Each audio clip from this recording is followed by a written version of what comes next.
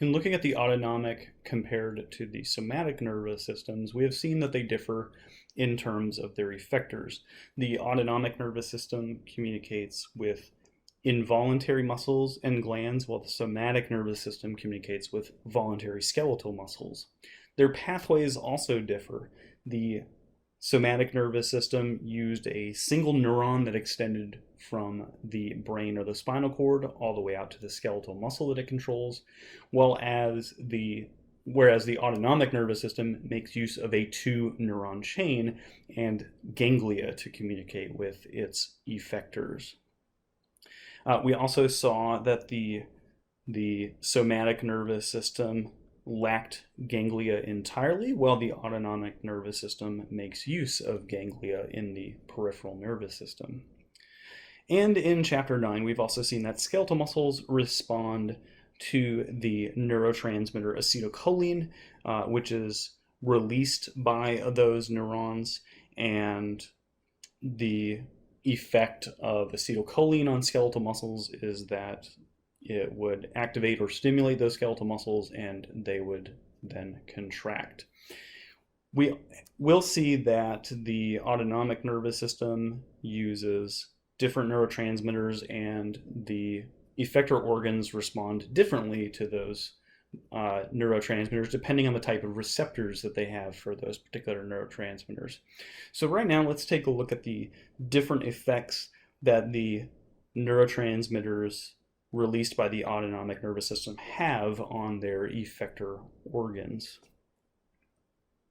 So looking back, the somatic nervous system neurons release acetylcholine at the neuromuscular junction, and the neurotransmitter acetylcholine stimulates the skeletal muscle, and this causes that skeletal muscle to contract. In the autonomic nervous system, the postganglionic neurons, these were the neurons that were communicating with our effector organs, release different neurotransmitters. So the sympathetic postganglionic neurons released norepinephrine at their target organs, and the parasympathetic postganglionic neurons release acetylcholine at their target organs. So the effects that these neurotransmitters have on their target organs depends on, as I mentioned, two things: the neurotransmitter itself, as well as the receptors that are located on the cells, or I should say on the surfaces of the cell membranes of cells within these target organs. So the neurons of the autonomic nervous system have small swellings in the axon terminals that are called varicosities, and the varicosities contain the synaptic vesicles, and these synaptic vesicles, just like in the somatic nervous system, the synaptic vesicles store neurotransmitter. And so when this action potential causes the release of the neurotransmitter from the varicosities, the neurotransmitter diffuses towards the effector organ. So in this diagram, the effector organ happens to be a group of smooth muscle cells, and it binds to receptors that are located on the plasma membrane of these smooth muscle cells. In this particular example, they have smooth muscle, but this could very easily just be replaced with cardiac muscle or on the cells of a gland or something like that. So although we're looking at smooth muscle here, these concepts apply to any of the effector organs that are controlled by the autonomic nervous system. So we see that these receptors can then create either excitatory or inhibitory effects in the cells of the effector organs. So that's what we're going to take a look at now, the excitatory and inhibitory effects. So we had two neurotransmitters that were being released by the two different divisions of the autonomic nervous system. We have norepinephrine and we have acetylcholine. So starting with acetylcholine, we see that there are two varieties of acetylcholine receptors that exist on target cells. One of these types of acetylcholine receptors is called nicotinic acetylcholine receptors, and the other one is called muscarinic acetylcholine receptors. The nicotinic variety of acetylcholine receptors respond to nicotine in addition to acetylcholine. So that means that the compound nicotine can bind to these receptors and cause that receptor to behave in the same way that it would behave if acetylcholine was bound to it. So that's where this acetylcholine receptor gets its name, because it is also stimulated by nicotine. The muscarinic variety of the acetylcholine receptors responds to a substance called muscarine, which is in addition to acetylcholine. Muscarine is actually a compound that's created by certain poisonous mushrooms. The nicotinic acetylcholine receptors are found on all postganglionic neurons, because remember, the preganglionic neurons all release acetylcholine, whether they are in the sympathetic or parasympathetic divisions. So all postganglionic neurons have nicotinic acetylcholine receptors. We also see that nicotinic acetylcholine receptors are found on skeletal muscle cells, even though that's part of the somatic division of the nervous system. It's still worth mentioning them here.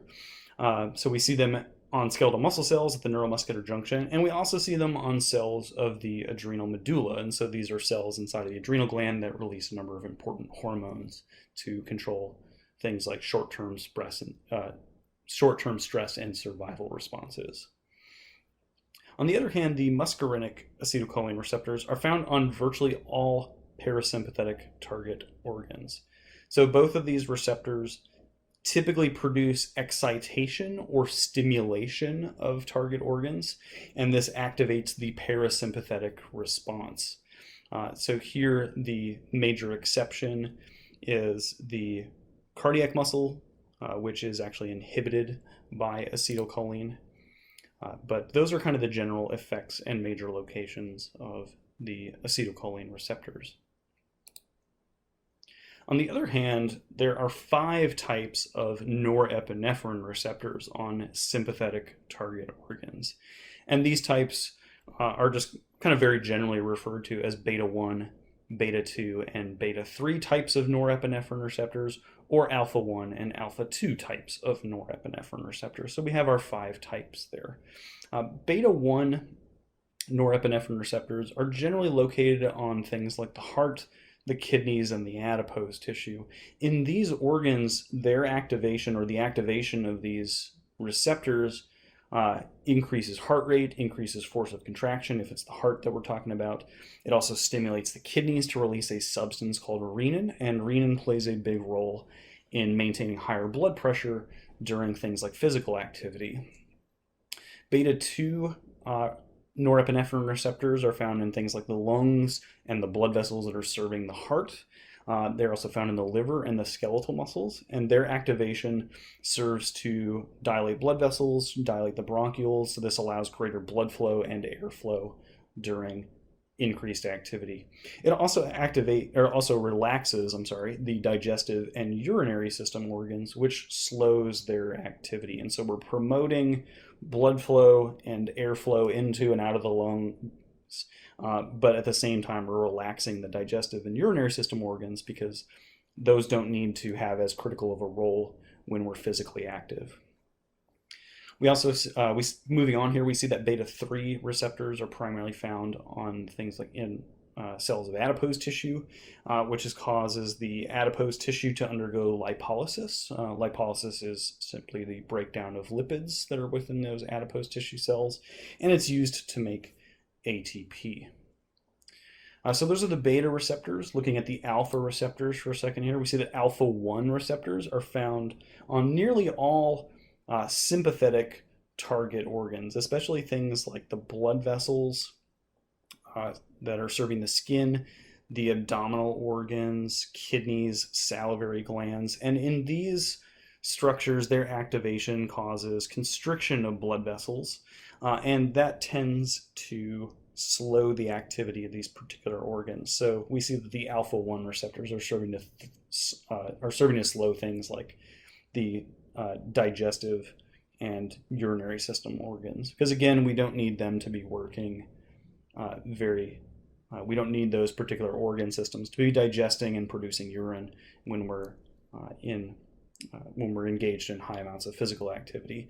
And alpha 1 receptors also dilate the pupils of our eyes for better vision. Finally, we see that alpha 2 receptors are found on the ends of axons of other neurons that release norepinephrine, and they're also found in the pancreas as well. So the activation of these receptors actually inhibits the neurons that they're found on from releasing additional norepinephrine. So it's kind of a negative feedback mechanism for releasing more norepinephrine. While the activation of these receptors in the pancreas inhibits insulin secretion. So if insulin secretion is inhibited, this means that blood glucose levels are going to remain high during physical activity, and that's going to allow the body to make use of that glucose as fuel during physical activity. This table here highlights several classes of drugs that bind to and influence both acetylcholine and norepinephrine receptors. So these are basically drugs that act in much the same way that the sympathetic and parasympathetic divisions of the nervous system act. And so we can very quickly kind of take a look at those from and put this in kind of a clinical context or clinical aspect to our study of the autonomic nervous system. Nicotinic agents such as nicotine are able to bind to the nicotinic variety of acetylcholine receptors on all postganglionic neurons and in the central nervous system as well. And these drugs generally stimulate sympathetic effects and increase things like blood pressure. So as I mentioned, nicotine is a good example of this from tobacco and tobacco products. We also see that other types of chemicals like acetylcholinesterase inhibitors interfere with the ability of the enzyme called acetylcholinesterase to break down ACH. And basically this helps to prolong the effect of any released acetylcholine in the space between the neuron that released it and the target cell. One of these chemicals in particular that's an acetylcholinesterase inhibitor is called sarin, and sarin is used as a chemical warfare agent, and it is also similar to chemicals that are used in certain types of insecticides as well. So sarin is actually a very toxic substance to both insects and humans because of its powerful ability to affect acetylcholinesterase. Other substances like albuterol and phenylephrine bind to norepinephrine receptors. Albuterol serves to dilate the bronchioles and is used to treat asthma, so that way it can open up the airways and allow somebody who's suffering an asthma attack can breathe much easier. Phenylephrine dilates the blood vessels within the nostrils and actually works to reverse nasal decongestion during things like a cold.